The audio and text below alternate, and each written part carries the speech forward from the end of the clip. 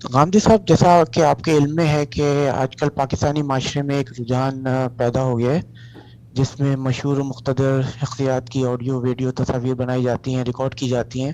یہ کام خفیہ طور پہ بھی کیا جاتا ہے اور بعض اوقات نجی محفل میں سے بھی اس کو ریکارڈ کیا جاتا ہے اور اس کو پھر آگے سوشل میڈیا پہ پھیلایا جاتا ہے، جو کہ اکثر بیشتر اس پتہ چلا ہے کہ یہ ذاتی مفاد اور مقاصد کے لیے استعمال کیا جاتا ہے۔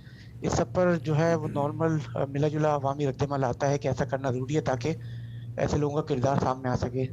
تو میرا آپ سے سوال یہ ہے کہ ہم اس تمام طرز عمل کو دینی اعتبار سے کس طریقے سے دیکھیں گے؟ ٹھیک ہے، جزاک اللہ خیر۔ شکریہ، بہت شکریہ۔ ہر وہ چیز کہ جس کی کسی نے اجازت دے دی ہے آپ کو، آپ اسی کو ریکارڈ کریں گے اور اسی کو ریکارڈ کر سکتے ہیں۔ آپ نے کسی کو ٹیلی فون کیا ہے، کسی کے ہاں گئے ہیں، کسی سے بات چیت کر رہے ہیں، تو آپ کو شائستگی سے اجازت طلب کرنی چاہیے۔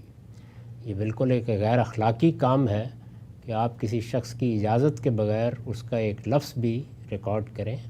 پہلے پوچھیں کہ وہ یہ پسند کرتا ہے یا نہیں پسند کرتا، اس لیے کہ بہت سی باتیں ہیں کہ جو ایک آدمی پبلک میں کہنا پسند کرے گا یا دوستوں کی مجلس میں کرنا پسند کرے گا یا گھر میں بیٹھے ہوئے کرنا پسند کرے گا، لیکن ان مواقع سے الگ وہ اس کو پسندیدہ نہیں سمجھے گا، تو اس کی اجازت طلب کرنی چاہیے۔ یہ تو عمومی بات ہے، اور وہ لوگ جو اس طرح کے معاملات میں اجازت طلب نہیں کرتے وہ دینی اور اخلاقی اصولوں کی خلاف ورزی کرتے ہیں۔ کسی جگہ کوئی جرم ہو رہا ہے، یعنی کوئی شخص کسی جرم کا ارتکاب کر رہا ہے، یہ آپ جانتے ہیں کہ جرم میں اور گناہ میں فرق ہے۔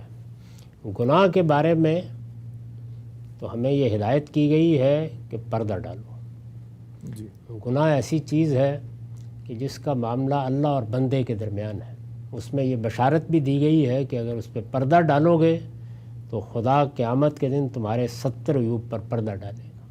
وہاں تو یہ کرنا چاہیے، لیکن جرم اگر کہیں ہو رہا ہے تو اس کو کوئی تقدس حاصل نہیں ہے۔ آپ جس طرح چاہیں اس کو ریکارڈ کریں، جس طرح چاہے معاشرے تک پہنچائیں، جس طرح چاہے ایسے مجرموں کو بے نقاب کریں، اس میں کوئی پابندی نہیں۔